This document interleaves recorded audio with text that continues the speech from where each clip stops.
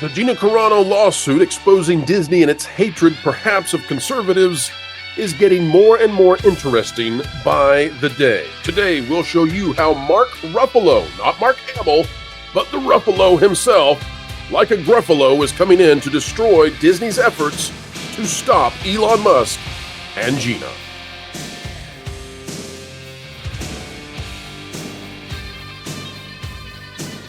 Hello, ladies and gentlemen. Welcome back to the place that keeps you ahead of the culture curve. Explaining entertainment is the forte here, and we love doing it.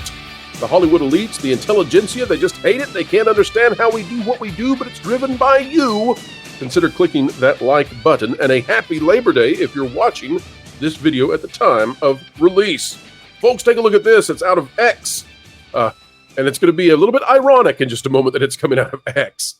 Mark Ruffalo is our fellow here, and he is, of course, the actor behind the Hulk. Well, at least Bruce Banner, the CGI part of the character is mostly done by Silicon Valley. Mark Ruffalo says, Elon Musk showed his total disrespect for Brazilian sovereignty, and in particular for the judiciary, setting himself up as a true supranational entity and immune to the laws of each country. Now, that is by De Moraes, but Mark Ruffalo is quoting it, so we assume, based on what he's going to say next, that he supports such a statement. Mark Ruffalo then adds to it, because he is a weird, and entitled billionaire tech bro. Tax him heavily. And Mark Ruffalo is retweeting the HuffPost Politics account, which says, top Brazilian judge orders suspension of X platform in Brazil amid feud with Musk. Now, folks, this has a dramatic impact on the Gina Carano lawsuit and on the future of the MCU. Very fascinating how these things are intertwining. We'll show you in just a second. But before we do, I want to show you what the heck we're talking about, because for some of you out there, you may not know. What is this all about anyway? Well, out of the AP, Associated Press, of course, it says, on the first day without X, many Brazilians say they feel disconnected from the world. We will translate from journalists speak in just a moment so that you know what's really going on. I know that they don't often tell the truth, but we will here. This is by Barbara Urtutay, Gabriela Ala Pessoa, and David Biller. Apologies on pronunciations. Portuguese is not one of the languages that I speak, and we'll get to this. All of these, I'm sure, every one of these journalists, totally honest. Out of Sao Paulo, the blocking of social media platform in X, the blocking of social media platform X in Brazil divided users and politicians over the legitimacy of the ban, and many Brazilians on Sunday had difficulty and doubts over navigating other social media in its absence.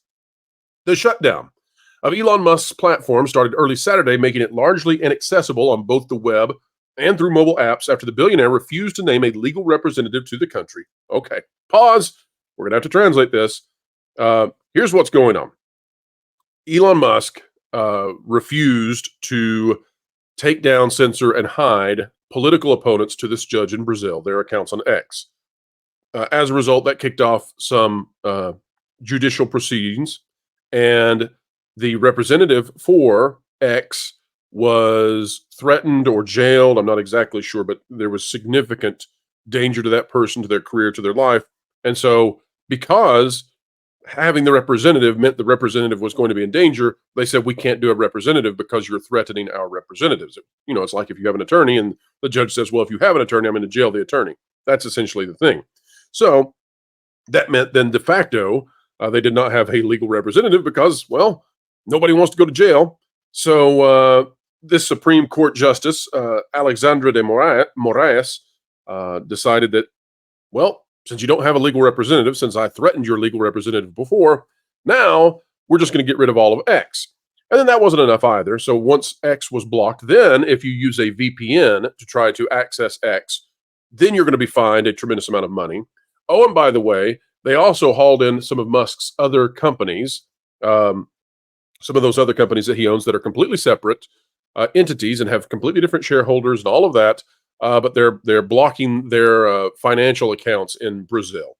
Now, all of this, of course, is drawing huge criticisms from those who say that free speech is under absolute assault in the world, and I am included in that group. I think free speech is in danger, and you should be acting as if it is, because if this is not put to a stop across the world, through democratic processes, then I think that free speech is it's on this way out if we're not really cognizant of the danger.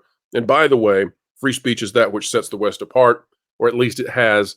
Free speech is the antiseptic to bad ideas. So you should protect it at all costs. It is the fundamental right that saves and safeguards all other rights. But in Brazil, that is definitely under fire. Brazil has been one of the biggest markets for X with tens of thousands or tens of millions of users. I've got the feeling that I have no idea what's happening in the world right now. Bizarre, entertainment writer and heavy X user Chico Barney wrote on Threads, a text-based app developed by Instagram that Barney was using as an alternative. And Threads is, like in Star Wars, the thread is dead, folks. Threads by Zuckerberg, it didn't launch. They wanted it to be a thing. They wanted it to be a competitor to X. It didn't work out, so not going to work. Some of these other things that are listed, like Blue Sky here on in this article, trying to give alternatives. Yeah, it's really not going to work. So Musk holding out though, and basically saying we're not going to censor your political opponents in Brazil. It's against the Brazilian laws. And this judge, it's a three-part Supreme Court in Brazil, and this judge seems to be the supreme being of the Supreme Court of Brazil and acting, according to Musk and his team, extra legally. And that doesn't mean super legally. That means extra as an outside of the legal system. I'm not here to give you a position one way or the other. I'm not a Brazilian law expert. I'm here to tell you what Elon Musk and his team have to say about it. And I'm here to tell you that the actions of the judge, especially with not only removing the service and threatening companies that would allow users to find it, but then also fining users for using VPNs, and oh, by the way, locking down the financial accounts of completely separate companies, all of that seems to me to be lawless and authoritarian. And that's a real problem. So that's what this is all about, okay? We'll get back to the Gina thing right now. So when Mark Ruffalo comes out and says that Elon Musk, he's sponsoring what this judge has said, when Mark Ruffalo comes out and parrots that and then says that Elon Musk is a weird and entitled billionaire tech bro and tax him heavily, Mark Ruffalo is taking an authoritarian position on this, in my estimation. Now, you can disagree, but I think that's a reasonable reading of what Mark Ruffalo is saying. So how does this connect with the Gina Carano lawsuit? Well, let me show you what is going on here. This is out of Forbes, and it's by Paul Tassi. It says, Gina Carano's Mandalorian firing lawsuit is actually moving forward. That's the title. It says, Gina Carano's lawsuit against Disney for her firing from The Mandalorian has many ... odd aspects to it. What that means is that Paul Tassi didn't predict it. Paul Tassi didn't predict it because Paul Tassi often does not predict things accurately because he has a skewed, in my opinion, worldview. The filing with an elaborate Star Wars metaphor, one of the conditions is that she be rehired at the show, and the entire thing being bankrolled by Elon Musk, as her firing was due in part to controversial comments she made on Twitter, ranging from, and then he lists off some things that I think are misleading and misrepresentations of what Gina actually said, and I bet if you go back and read them, you'll think the same thing. But as wild as it may seem on its face, we now have word that it is actually moving forward. In other words, the lawsuit went ahead, as we said here on this channel that it would, because we have people who are geniuses in the legal world, like Ron Coleman, like Andrew of Legal Mindset. We have these individuals who we talk to, and they're right 99.99% of the time. Ron will disagree. He says it's more. But they know what they're talking about. And we listen to experts who have a track record of excellence. Go figure. Sorry, Paul. The judge in this case with Gina Carano says, as an initial matter, unlike the Boy Scouts or the JCs, defendants are not members-only nonprofit organizations. Instead, defendants are for-profit corporations who, as relevant to the lawsuit, employ actors such as plaintiff as well as administrative staff to create television series and films. He added that Disney had not produced any evidence that actors must have certain moral characteristics to be employed, like they claim, and shocker that given who Disney employs. Hello, Leslie, saying that they need to have... oh, wait, is Leslie still employed? I guess not. Saying that they need to have respect, decency, integrity, or inclusion. The judge isn't declaring Carano has those things, only that Disney doesn't have evidence that it retains actors based on those traits. Now, Tassi goes on to talk about in this article, his shock, his surprise, his awe that this is actually going forward, and I'm sure he thinks it's awful and terrible. But the truth is that this lawsuit has major implications for the future of Hollywood, and so there's a ton of interest in this. The ramifications are massive because if Gina wins, then it's likely to create a cascading scenario where Hollywood executives have to contend with the idea that they might actually hire conservatives. Now, think about for example, the James Woods situation where he was on a major film just recently, Oppenheimer, award winning, and they essentially had to hide the fact that he was a huge part of assisting that film. Why? Because he's conservative. And people like Nolan and others in Hollywood who don't mind working with reasonable conservatives still have to hide these kinds of things. That's how hostile the environment is in Southern California towards those who lean to the right. That's a very dangerous thing for society, by the way, because you need both liberals and conservatives. Now, you might call them progressives and conservatives, however you want to phrase it. You need them both. Now, listen, this is a channel that often gets called, conservative or whatever. And here I am telling you, you need both groups.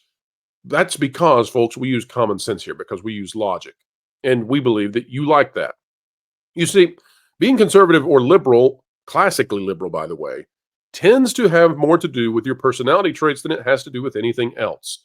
Those who see the need for change in the world and wish to institute it, they tend to be more progressive. Those who wish to hold on to the traditions of the past and maintain what works, they tend to be conservative.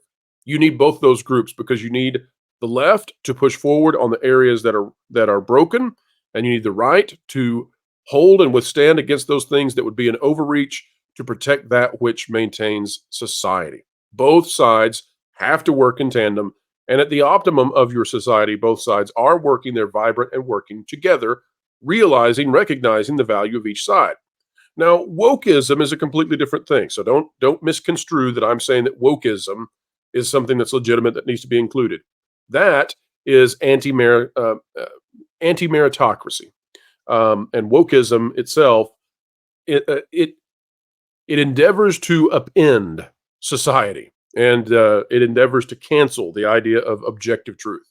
Wokeism is not part of the traditional political spectrum. It is way, way outside of it. It is neo-Marxist. It is postmodern, and that means post-truth. Okay, so back to the Gina thing. If Gina wins the lawsuit, or if she gets a huge settlement or whatever, then Hollywood has to actually think, well, we might have to hire these stinky, smelly conservatives. We may actually have to let them play ball with us, and that's bad. That's real bad. So they want to get rid of it.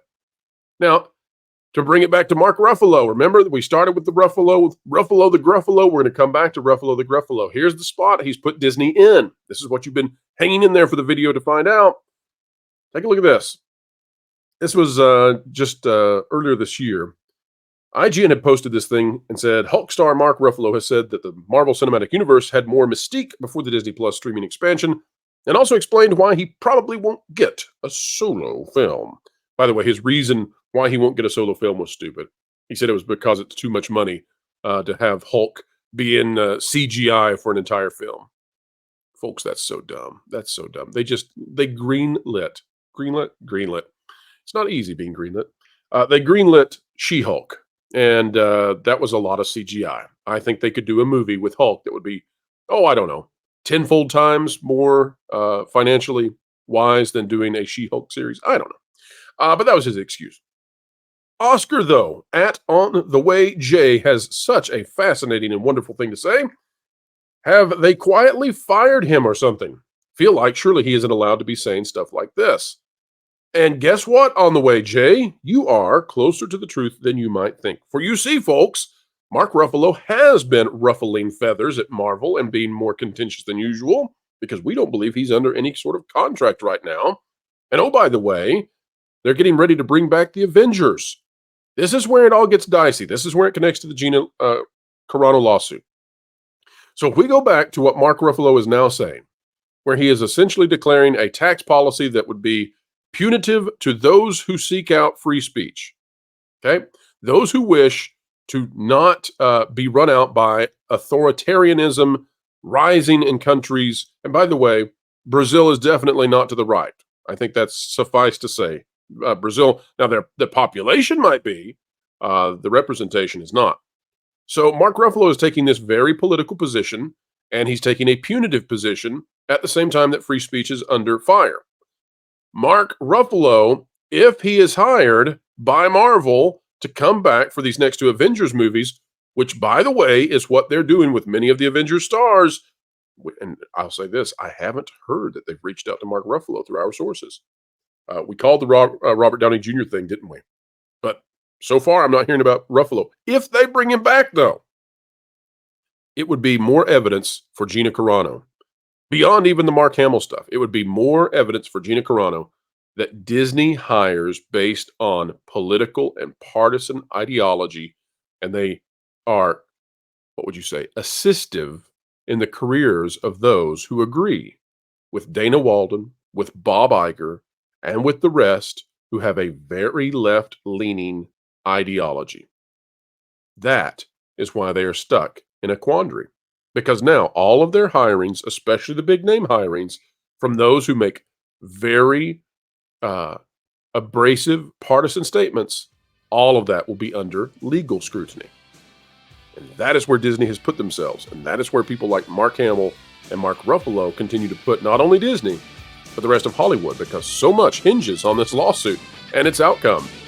It will determine whether or not Hollywood can continue unofficially, but really officially, hating and canceling conservatives. Folks, you can help us not cancel this video by clicking the like button.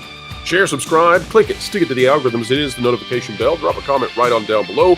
Let us know your thoughts. And remember, folks, this is the video, and this is not the first time I've said it, where we say we need conservatives, we need liberals. Both sides need to be there. Classic, though, we don't need the new age wokies. They are turning everything into a joke because they don't believe in truth. And that's weird. Weird.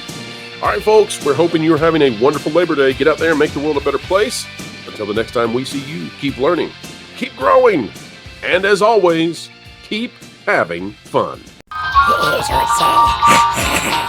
better hang on to your feathers, little bird. What are you listening to? They need to put you in the show. What? Jose, what are you listening to? You don't even have ears. Vacation Radio 24/7. Original music on YouTube. Huh? Vacation Radio. WDW Pro Music Channel. I have no idea what you're saying. But if you want to be listening to music, you should head over to Vacation Radio 24/7 on YouTube. One of the 100 other channels WDW Pro's been working on. Oh, and I have a song for you, Jose. Jose Cowabunga. He is Jose Cowabunga. He's Jose. That one seems a little bit foreign to you.